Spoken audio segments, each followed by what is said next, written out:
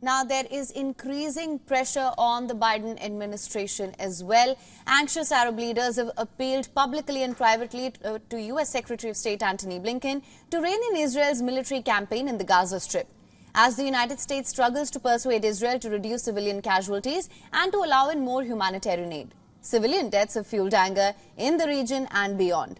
But as part of the Biden administration's growing initiative to alleviate the suffering of civilians in Gaza, the top American diplomat Antony Blinken's West Asia tour has now reached Turkey. Turkey happens to be his last stop in the region before heading to Asia. In Turkey, Blinken is expected to hold talks with Turkish Foreign Minister. But before arriving in Turkey, Blinken had visited Jordan, where he held talks with Egyptian, Jordanian, Saudi, Qatari and Emirati diplomats and a senior Palestinian official. After the talks, Blinken stood side by side at a line of podiums with his counterparts from Egypt and Jordan. This was to discuss what he said was their shared desire to protect civilians in Gaza and to improve aid flows to the besieged territory. But a clear point of division emerged on the question of a possible ceasefire. The Jordanian and Egyptian foreign ministers urged an immediate ceasefire between Israel and Hamas.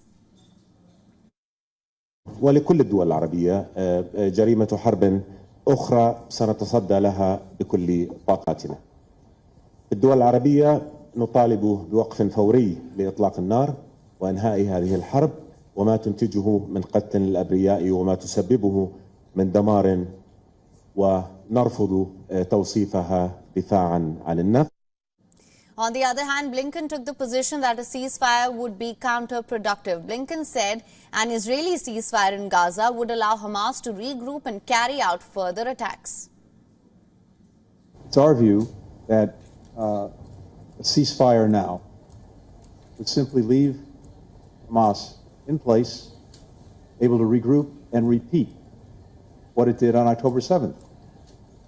And you don't have to take my word for it. Just a few days ago, a senior Hamas official said that it was their intent to do October 7th again and again and again. No nation, none of us can accept that. No one would find that tolerable. And so it is important to reaffirm Israel's right to defend itself. Now, in addition to Blinken's ongoing visit to West Asia, according to reports, the CIA Director William Burns will also be visiting several countries in the region. He will be meeting with his multiple intelligence counterparts and country leaders. Meanwhile, former British Prime Minister Boris Johnson and former Australian Prime Minister Scott Morrison have both arrived in Israel. The duo visited Kibbutz Kfar Aza, which was devastated by Hamas militants on the 7th of October. Accompanied by Israeli soldiers and officials, Johnson and Morrison walked into some of the houses burnt during the attacks.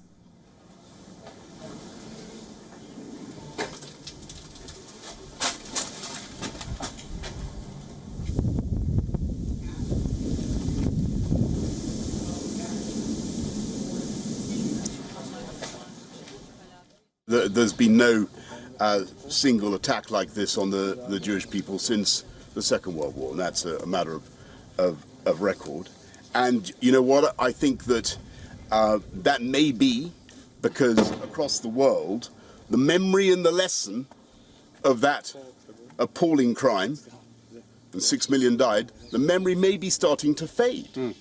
And it may be that what we're really seeing now in some of these marches and these demos and the unthinking way people are talking about this issue, well, we're starting to see perhaps, I really hope this isn't the case, but you're seeing more and more evidence of anti-Semitism. And in the end, that is something that simply cannot be tolerated, neither in my country nor anywhere else. Look around. This is the end of anti-Semitism. This is where it ends. Those expressions of hate and against Jewish people. This is what it becomes.